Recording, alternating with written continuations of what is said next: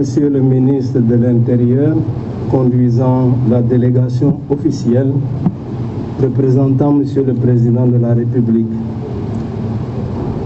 Mesdames, Messieurs les ministres, Mesdames, Messieurs les députés, Mesdames, Messieurs les membres du Haut Conseil des collectivités territoriales, Excellence Monseigneur Michael Bana, nonce apostolique,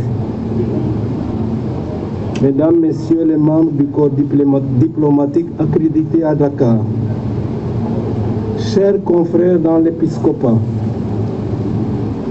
Monsieur le gouverneur de la région de Thiès, Monsieur le préfet de Mbour, Monsieur le sous-préfet de Sindia,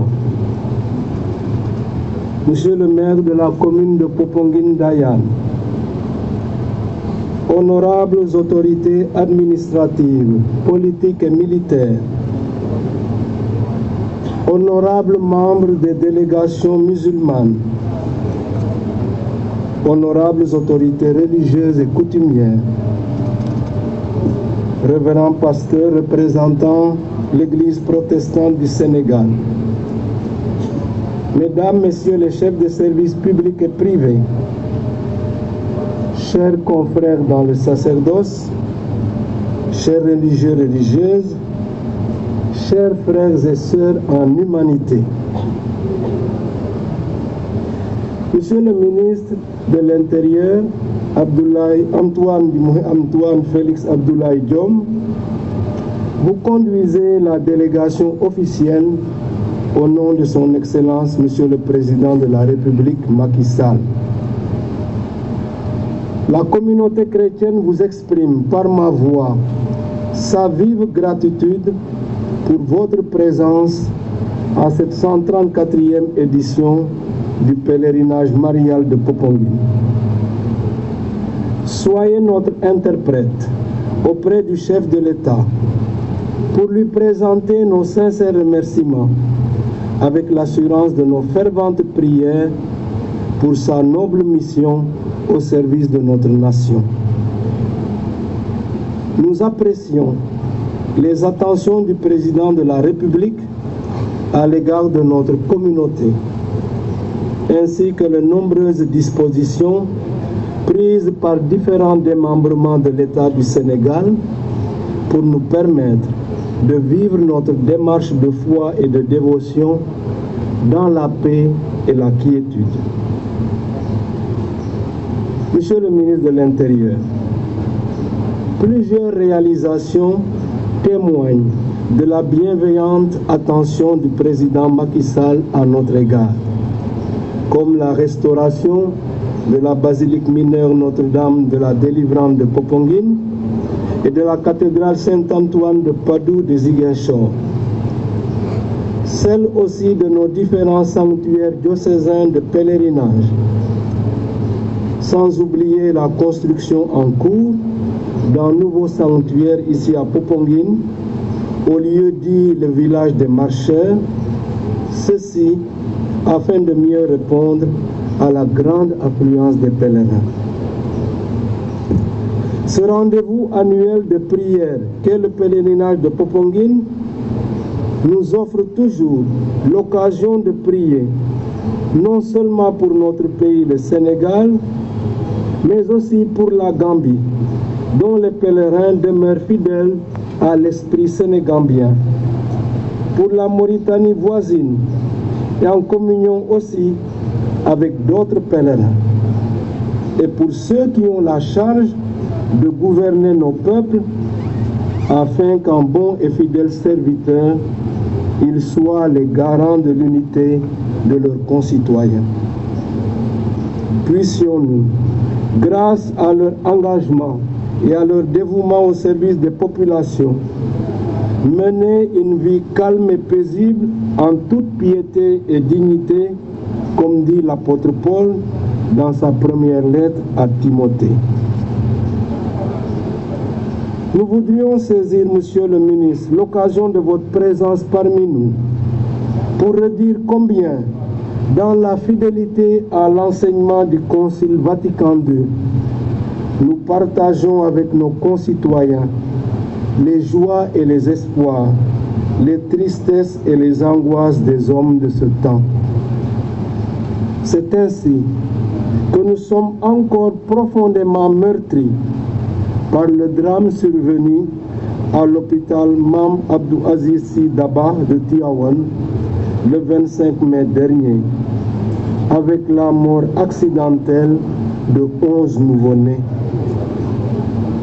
Nous assurons les familles endeuillées de notre compassion et de nos prières, tout en lançant un appel à nous tous, cet appel fervent à protéger et à promouvoir la vie humaine.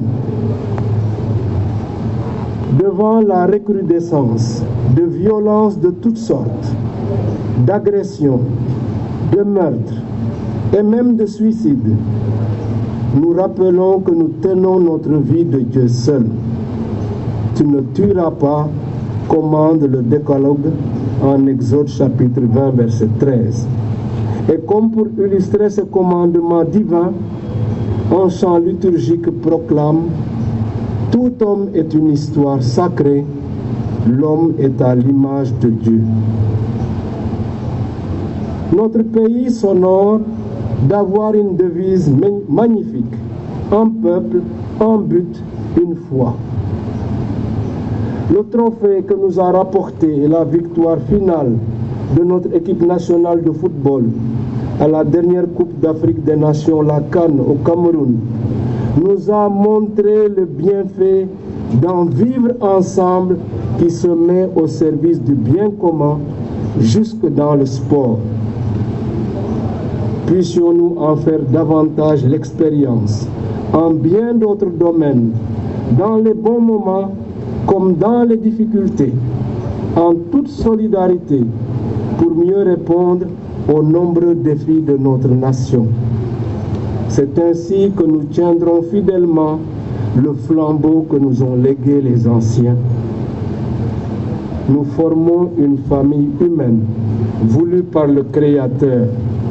C'est en Dieu qui est la source et l'auteur de notre être que nous sommes unis les uns aux autres comme un peuple de frères.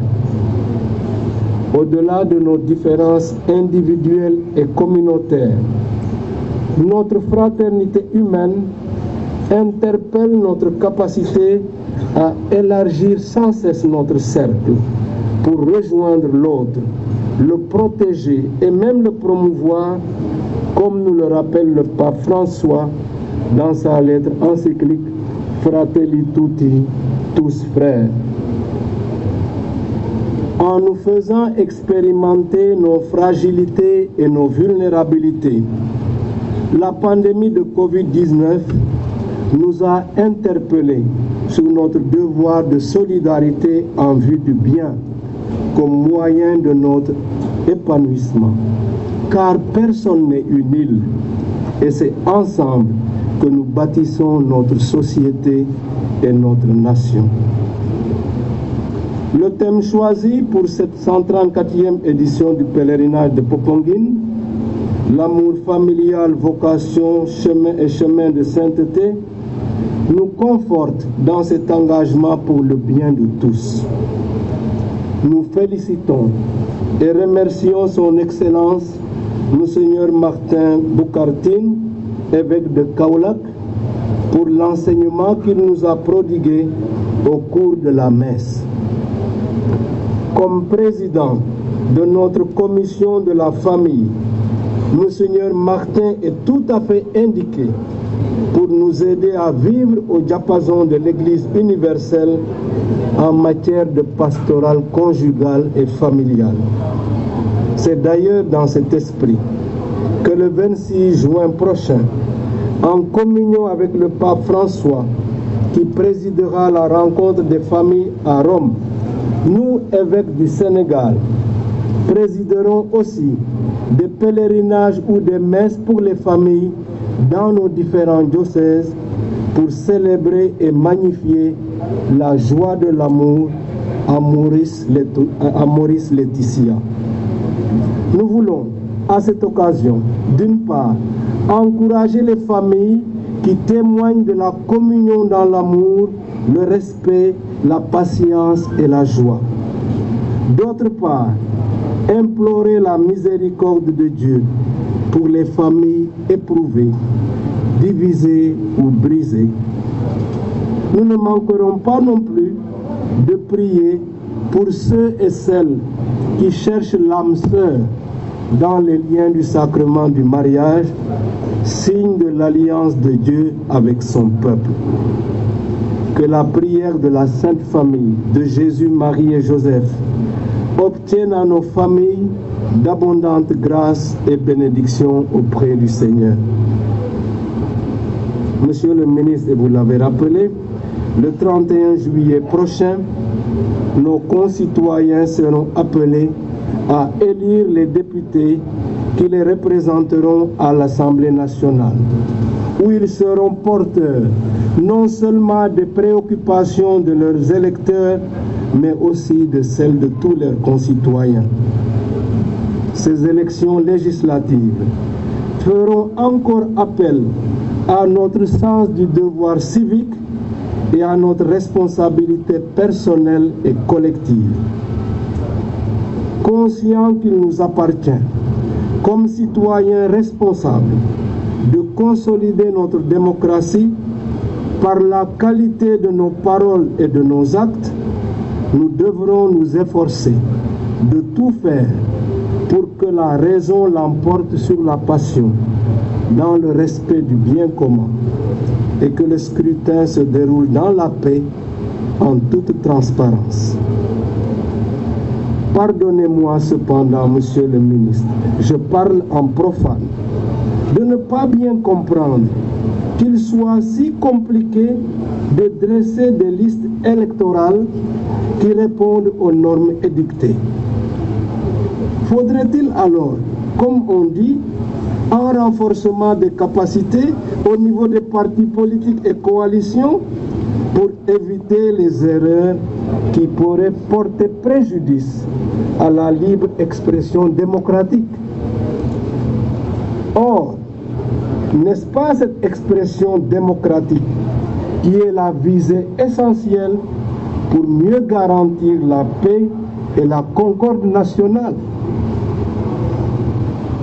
Monsieur le ministre, l'hivernage nous a déjà donné quelques signaux de pluie à travers le pays. C'est une saison qui a un impact direct sur la vie des populations, qu'elles soient en ville ou à la campagne. Les paysans et les pasteurs implorent le ciel pour une bonne pluviométrie qui garantisse de bonnes récoltes et restaure des pâturages, quand d'autres craignent des inondations à cause de la précarité de leur habitat. Persuadés que des mesures idoines sont prises pour minimiser les risques, nous élevons nos prières vers Dieu, maître du temps et des saisons, pour que de bonnes pluies fécondent notre terre, afin qu'elle produise du fruit en abondance. Et nous prions ainsi. Dieu, à qui nous devons de naître, de vivre et de grandir, nous dépendons de toi en toutes choses. Accorde-nous les pluies dont nous avons besoin, afin qu'étant rassurés pour les fruits de la terre, nous puissions mieux rechercher les biens d'éternité par Jésus-Christ notre Seigneur. Amen. Dieu nous bénisse et nous garde dans la paix.